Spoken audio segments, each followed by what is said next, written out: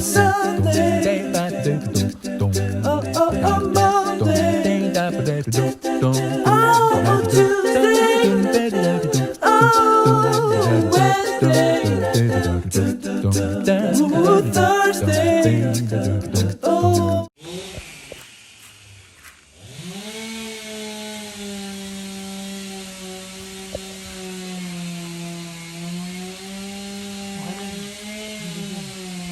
Para makita mo yung coffee. Hindi ako na.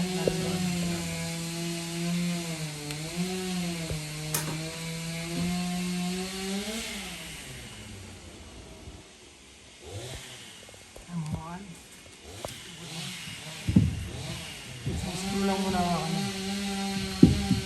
Okay na dyan? Sige, ilang plastic. Sulak mo rin. Yan. Nakawang doon. Konti. Hati mo lang. Ayan. Ano? Sige na. Nakulubog ha. Ayan o. Yung ano kabila. Saan? Yung kabila. Yung naka... Okay.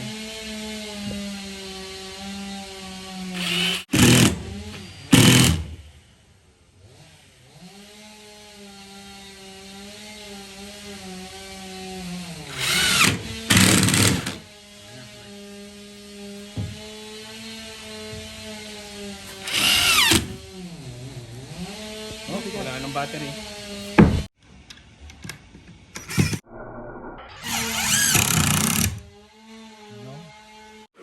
Ah, Dylan. Oo. Laki nito ah.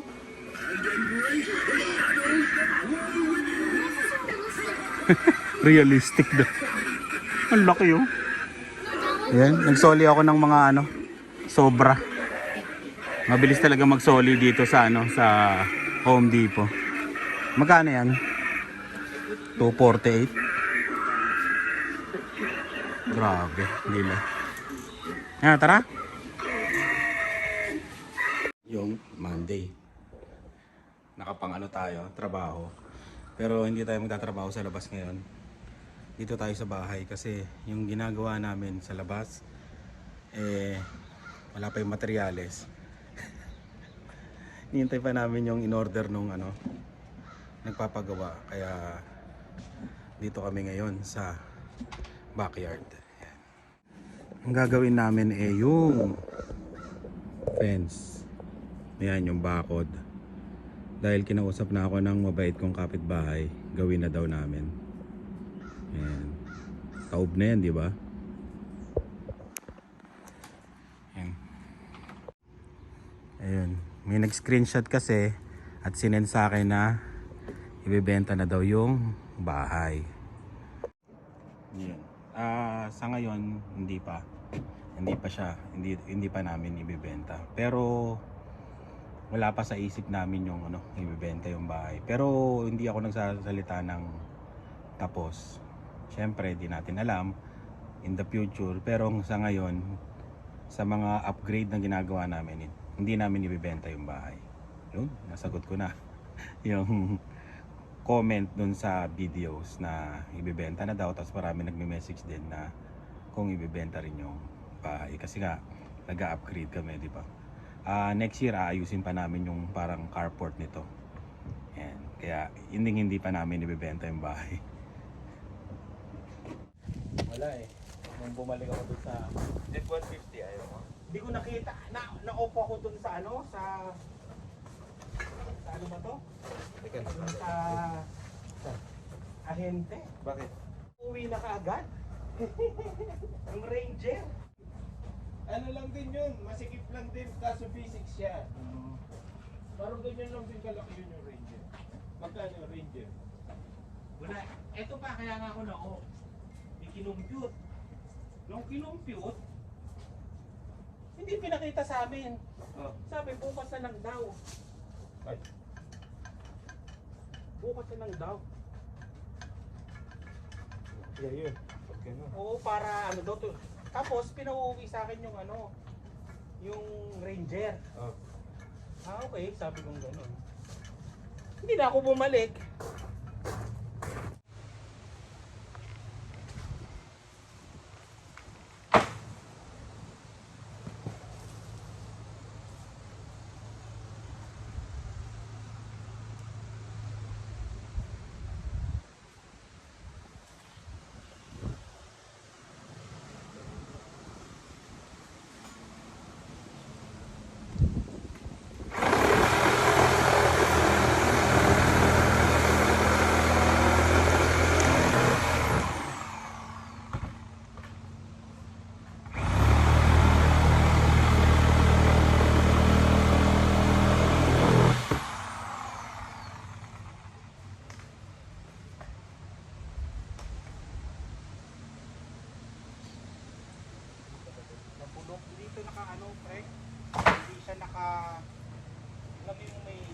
to? Oo. Wala. Oo. Kahoy lang talaga na pinaw.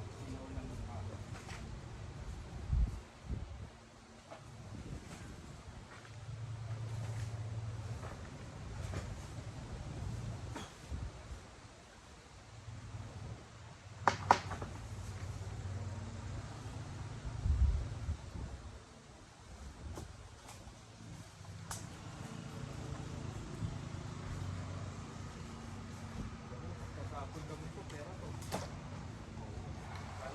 11 yata, pero 100 kilos eh. 11 hours? Oo.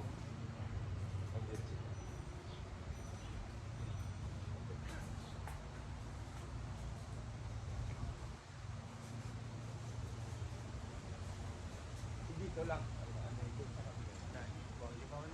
Kaya ano nitong ba na yun, pre?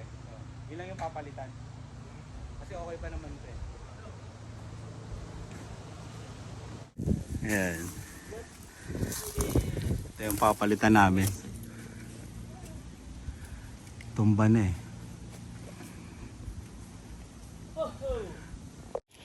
Ayun. Natanggal na namin. Ito tinatawag na hingal.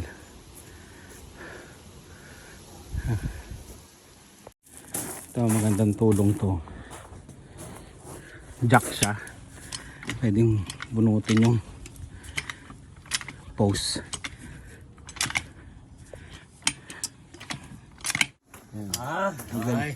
Ang galing ng tools, no? Oh, di ba? Lalagyan mo lang siya ng ano, kakapitan. Yes.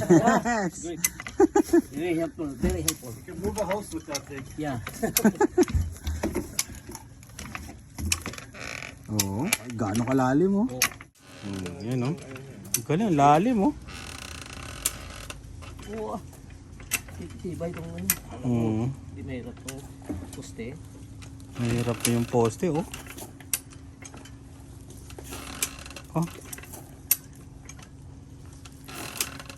Ang lalim, eh. 2 feet, I think. Yeah. Probably. Na. Ang butas. Ito butas.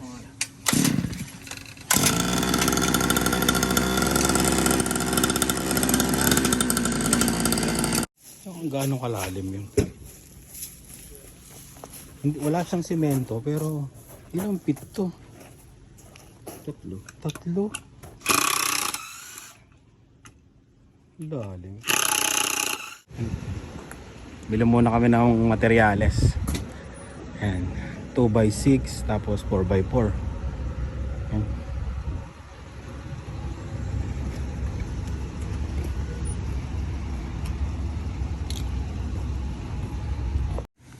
Tingnan ko lang tong pang mayaman.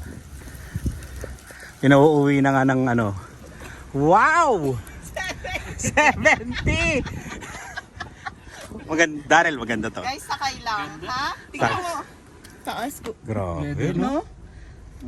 Pandiin. Yung no? feeling lang na matry mo lang, di ba? Cardo Dalisay, oh! Sabi ko, Nakarami ka ng try ng inggit na. Ah, Kaya sabi, nagtatry lang naman. oo, tatry lang naman. Ella!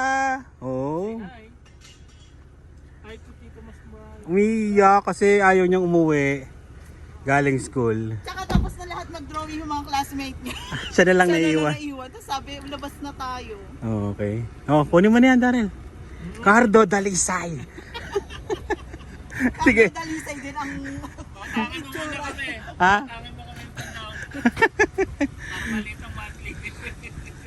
Laki ng gulong, no? Mahal din yan, pagbalita. Oo. Kahit nakalagay R17. Lupet. Oh, sige. Sundin ko sila ni. Lupit tawag dito, lupit mag-test drive. Oo, pinapauwi. Yun yung maganda. Mm. Yun lang. Wow! Matindi, may nakalagay pa employee pricing. You pay what we pay. Sabi nga, Lupet, oh. Oo, ha? pang Uber vlog ko. Social. Ay, vlog. Wow! Social. Iwan ko dito yung susi. Ayun. Etong shed na to ginawa namin para sa mga sa mga tools. Yan. Kailangan namin ng malaking shed.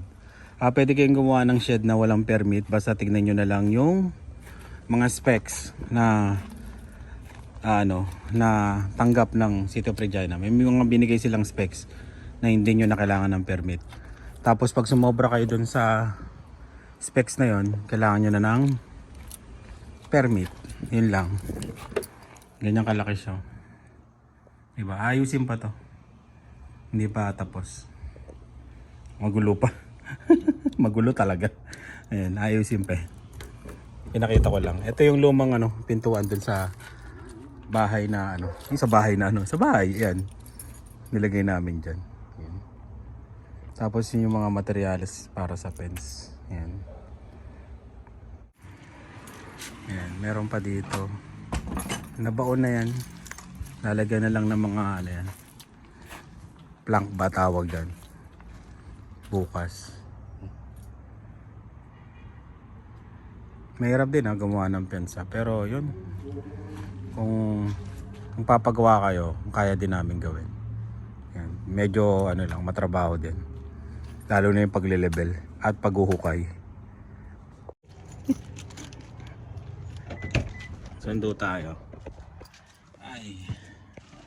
Matrabaho yung fence din. Kala ko napakasimple, no? Basta gumawa ka lang ng bakod. Mahirap din pala kasi ile-level mo, tapos yun ano ba yun, yung lupa hindi pantay, tapos yung lupa grabe kasi ang daming puno sa amin, di ba? Bali pag naghukay ka, ang daming ugat sa ilalim, kaya medyo mahirap pagka pag alam mo maraming puno sa magpapagawa ng fence. Kailangan talaga meron kang panghukay. Meron naman kami panghukay yung umiikot. Ano ba? Auger ba tawag din? Ewan ko, nakalimutan ko. Basta yun, meron kami pang-ikot. Tapos meron din isang technique na pwede mong gamitin cement. Tapos meron ding sand. Meron din yung metal post. Bali, papasok mo yung 4x4 doon sa loob. Tapos ibabaon mo. Tapos hihigpitan mo. Ganun. Hindi ko na napakita kasi sobrang busy na eh. Pero mamaya ba mapapakita ko pa? Ayun, bibiliin ko. Bibili pala ako ng materyales sa Home Depot ngayon. Kulang kami ng 4x4 isa. Ay, dalawang 4x4. Tapos isang metal post na yun. Hindi ko alam kung anong tawag doon eh. Ground post o metal post. Yun, makikita na lang natin mamaya kung ano yung tunay na pangalan niya. Pero sundin muna natin si Lani. Tsaka yung metal post masakit sa katawan kasi mamasuhin mo siya eh. Maso, as in maso talaga. Wala ka namang gamit na yung parang hydraulic na nagbabaon, di ba? Yun talaga mamasuhin mo. Kaya medyo matrabaho. Tapos ilelevel mo, papantayin mo. Kailangan talaga skills. Kaya mahal ang labor, skills ang binabayaran talaga, skills. Yun. Sundo na nga tayo.